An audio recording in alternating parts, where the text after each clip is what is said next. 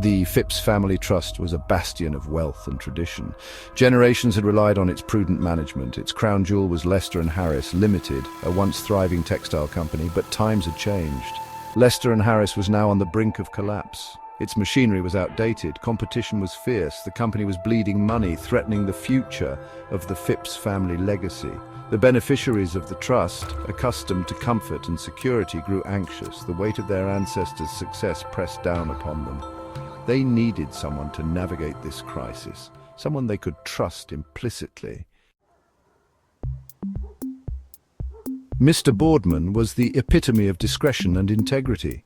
For years he had served the Phipps family with unwavering loyalty. He understood the intricacies of the trust like the back of his hand. He knew the family's history, their values, and their aspirations. The Phipps family placed their complete faith in him. He was their advisor, their confidant, and their shield against uncertainty. Mr. Boardman took his responsibilities very seriously. He felt a deep sense of duty to protect the Phipps family's interests. The decline of Lester and Harris troubled him deeply. He spent countless hours poring over financial statements, searching for a solution. He consulted experts, explored various options, but every path seemed to lead to a dead end. The situation appeared dire. One day, Tom Phipps, a young and ambitious member of the family, approached Mr. Boardman with a bold idea. Tom, unlike some of his more conservative relatives, was a risk-taker. He had been studying the textile industry. He believed that with a strategic injection of capital and a modernized approach, Lester and Harris could be revived. His plan was audacious: buy a controlling stake in the company using funds from the trust, but also their own money. Mr. Boardman was hesitant at first. Investing directly in the struggling company was a gamble, a departure from the trust's conservative investment strategy. He understood the risks involved. If Lester and Harris failed, they could lose everything.